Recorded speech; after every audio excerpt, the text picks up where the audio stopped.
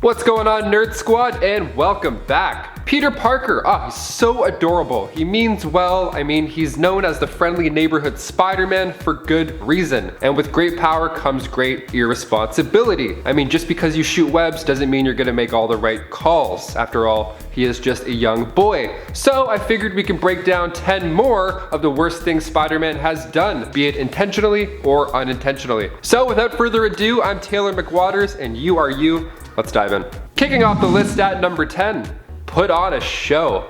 Okay, Peter's life is pretty balanced. I mean, he takes selfies for the Daily Bugle, gets a little bit of cash, gets thrown off a building, has to fight a giant lizard, you name it. With Peter's life, his superhero and work go hand in hand. So in the Amazing Spider-Man issue 4, released back in 1963, we see Peter and he had just finished laying out Sandman. But he forgot to snag a couple of photos of the action. He didn't take any selfies, which is the worst. It's like when you blow candles out on your cake and then your mom's like, nope, you blinked, light them up again.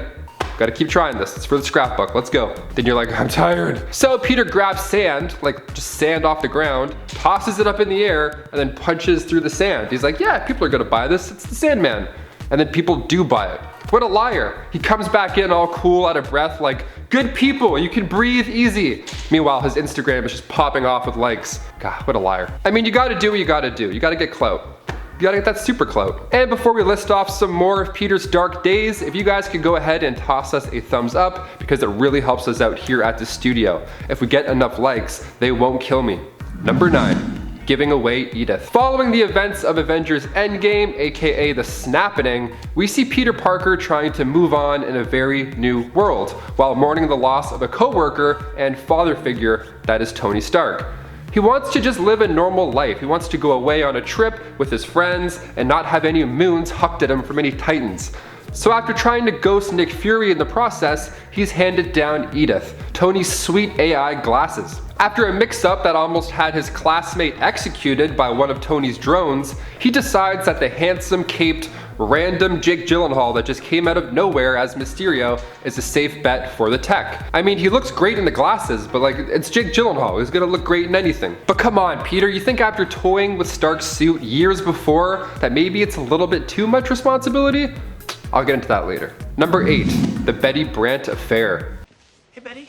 So Betty is a staff member at the Daily Bugle. She's been played by Elizabeth Banks in the Tobey Maguire trilogy, and Angourie Rice plays a younger version of her in the new MCU Tom Holland version. Believe it or not though, Betty was actually the first woman that Peter was attracted to when he first started selling photos to the Daily Bugle. So they dated for a bit, but ultimately it didn't work out. No biggie, it happens. Cut to years down the road, Peter's marriage proposal didn't work out too well. She said no, and Betty's marriage to Ned at this point was also not working out. She was having a bit of a rough patch. So she went to Peter for some comfort, and then the obvious happened. She's still married, Pete. Don't do it. Your shots are so good. I'd love to shoot you sometime. Peter Parker. Peter. Number 7, more secrets. Marriage is a big deal, as we kind of just mentioned. I mean, maybe in comic books they happen way more often than they should. So many characters get divorced every other day, I swear. Like, divorce lawyers must make millions of dollars in the comics. Holy shit.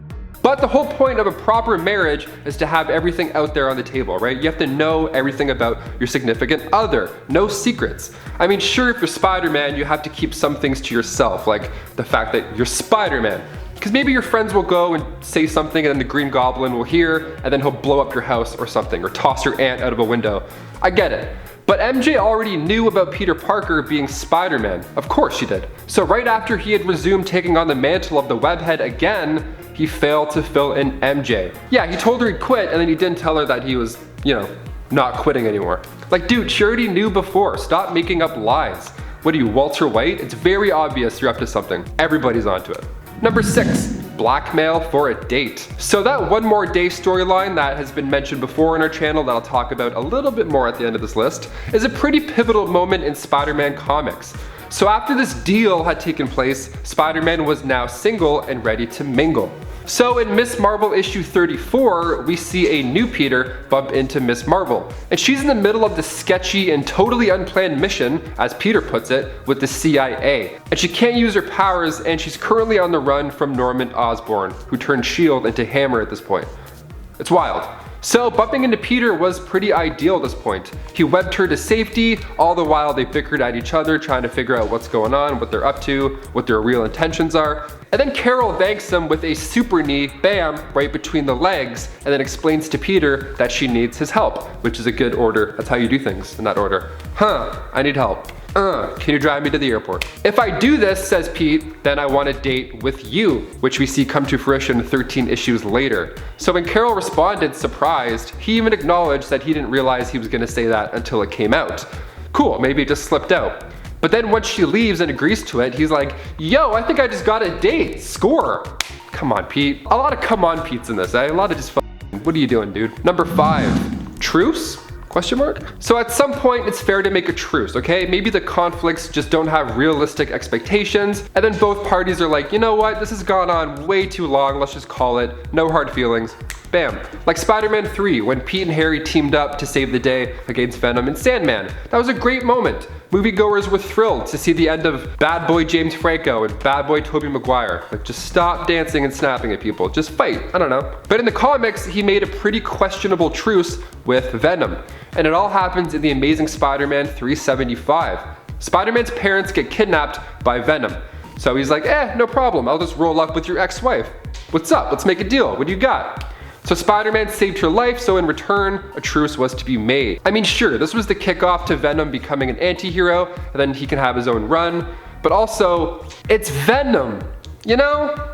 Christineth, are you stupid or are you deaf? Number 4, the FERRY incident. Spider-Man Homecoming. Okay, so after intimidating Aaron Davis with his cool, deep voice, Spider-Man figured out the next move for the arms dealers. So Pete decides to take matters into his own hands and prove that he's worthy of being a suitable Avenger. See, this was right after Tony recruited him to help take down Team Cap in Civil War. So he was warm, he got a taste of the action, and now he wants to do more. That's fair, that's why we love Spider-Man. So the Staten Island Ferry was the next location for the Vulture's arms deal to go down.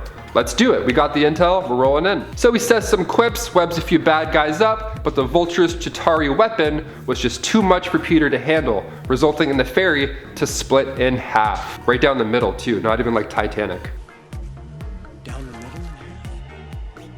So in a last attempt to keep the civilians safe, he tries to hold on to both sides, which is a sick moment. It's kind of like a homage to other Spider-Man moments. It's great, but people are in danger. People are about to drown. There's like cars that are sinking. It's bad. And thankfully, with Iron Man's surprise arrival, the passengers were saved. Tony was pissed though. He had this whole setup. There was an inside operation, and then Spidey came in and blew it. And he didn't even tell Tony about what he was doing to make matters all the worse, which resulted in Tony taking back the Spider-Man suit. It's always the worst part, right after a breakup. You're like, fine, here's your nice sweater. God, I'm so cold now. Number 3, evil assassin Spider-Man. We go now to Earth 8351, where Spider-Man and Wolverine are training together in Alaska. Nice and cold. So they're trying to go rogue. So they're working on becoming stronger, and they're training, they're having a good time. Now, this Peter Parker, he's a bit more rough around the edges. Even his famous catchphrase is now slightly different. See, in this universe, it is, with great power comes great responsibility and greater enemies, which I like more. It's honest, it's definitely better. Doesn't roll off the tongue, but it's a step in the right direction. And it makes sense why he's going rogue. He's truly trying to protect his friends and family, and saying those few extra words at the end just reaffirms his only goal. So when they're attacked, Spider-Man tells Wolverine just to keep hitting people while he deals with a bad guy wielding not one, but 2 swords. So Spider-Man tries webbing him up, and the swords don't allow that. And Spider-Man even gets laughed at for attempting to do this. And Spider-Man says, you're right, that's not gonna work. Bam, shoots him in the face. Huh? They held off long enough until S.H.I.E.L.D. arrived. I mean, sure, this Spider-Man is a different version, but it's still Spider-Man, right? Like, regardless of the title on the front page, this is a moment most fans remembered long after the pages were closed. He like did a cool peace sign too, and then the bullets popped out his wrist. It was cool. He's like, hey, smell this, bam. Smell this, why the fuck would he say that? Number 2, hit Mary Jane. Spectacular Spider-Man issue 226, we see Ben Reilly and Peter Parker, and the tension is high. They're trying to prove who the real Spider-Man is. It's during all the clone stuff. And they reach a conclusion that Ben Reilly is in fact the real Spider-Man.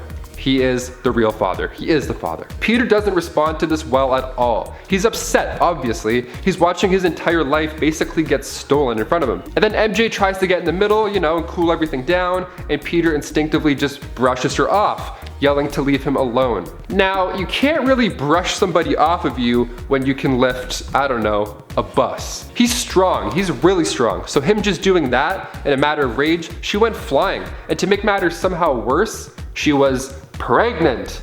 Yeah, she was pregnant. And he quickly knew he had messed up, saying, oh God, what have I done? What kind of man am I? I'll tell you what kind of man you are, Spider-Man. You're a guy who gets on a lot of lists of people getting in trouble. That's what you are. Kidding, you're a gem. Stop hitting people. And finally, number 1. The deal with the devil. I mentioned this earlier, now it's time to get into it. Look, sometimes Peter will try and do the right thing. Well, most of the time he'll do the right thing. But then life just gets even harder for him after that. And then he's presented with a new issue to face, and it's like an over and over again thing. It's just a nightmare. And then in 2007, starting with the Amazing Spider-Man issue 544, the storyline One More Day, it's exactly what might happen if you revealed your identity to the public. Following in the footsteps of Tony Stark in the Civil War II storyline, where Peter revealed his true identity in order to support the Superhero Registration Act. So giving out your last name to supervillains, cool, great idea, awesome, nothing bad's gonna happen at all. This of course resulted in Aunt May getting shot, and in order to save her life, he must make a deal with the devil, literally Mephisto. And in doing so, the world will also forget about Peter's true identity. Not a bad deal. The only catch is that Mephisto takes away the marriage of Peter and Mary Jane.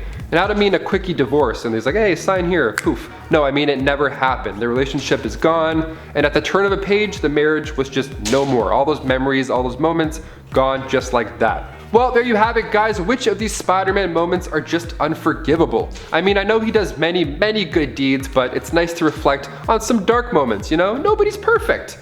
Except for you, because you watched this entire video. You guys rock. Thank you so much for tuning in. I'm Taylor McWatters. You're you. Stay safe, and we'll catch you at the next one.